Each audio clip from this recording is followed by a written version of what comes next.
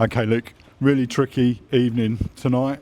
Long way from home. Things started to go wrong when you first set out with the bus breaking down.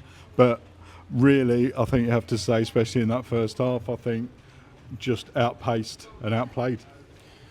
Yeah, I think the Telford's superb first half. And we were so close to going 1-0 up at half time. They scored just before the break.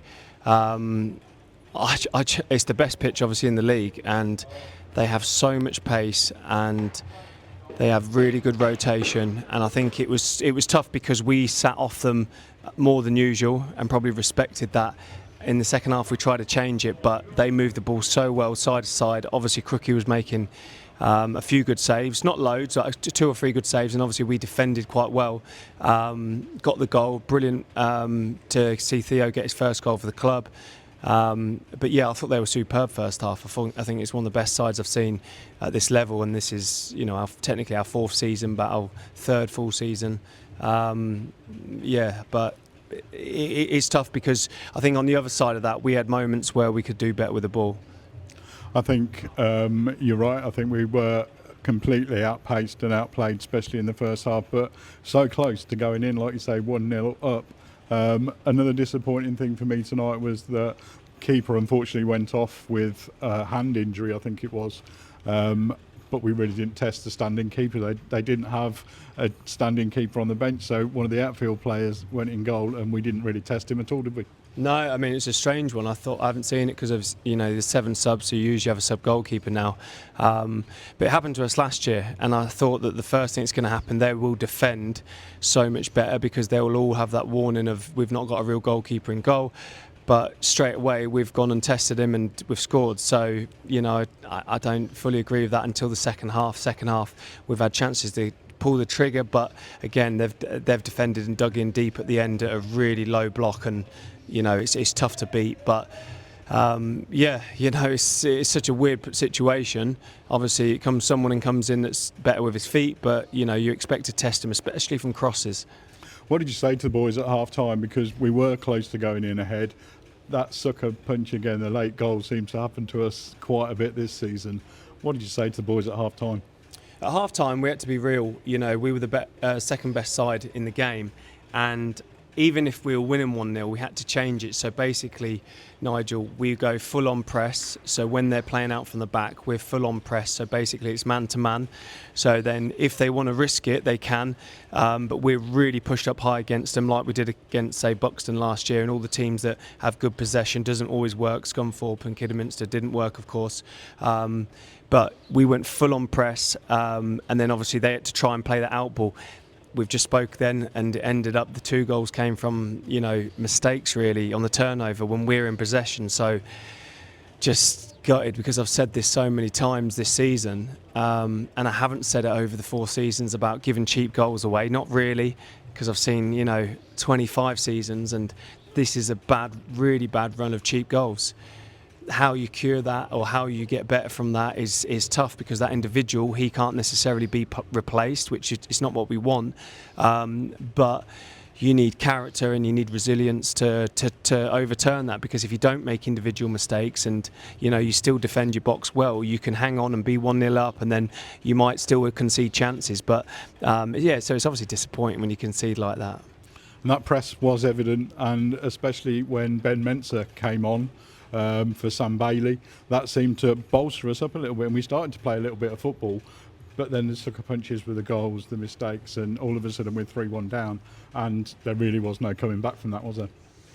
Well, we kind of did. We got the penalty. We had I think it was clear they went so deep because they expected to concede again. We were 3-2 with over 10 minutes to go with the added time.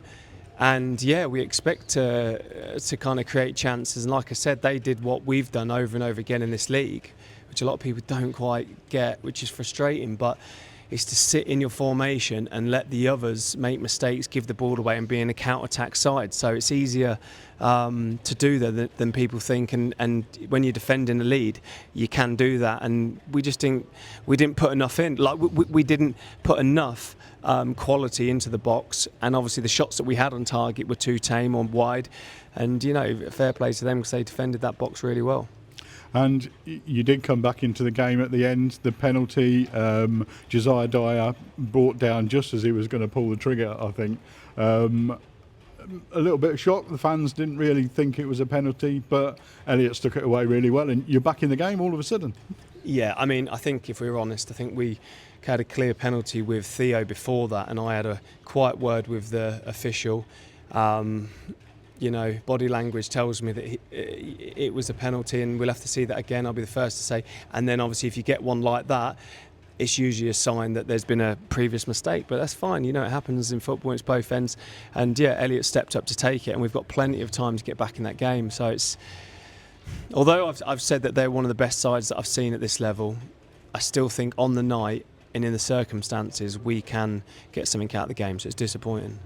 And need to just talk about this at the end. Altercation over by the bench looked, for a few seconds, looked a bit like an ice hockey bench clearance, but that was handbags really, wasn't it? It was just Josiah Dyer going into the bench and a little bit of barging. It was Theo who went into the bench, obviously went to grab the ball, and one of their staff fell over, and then caused the following.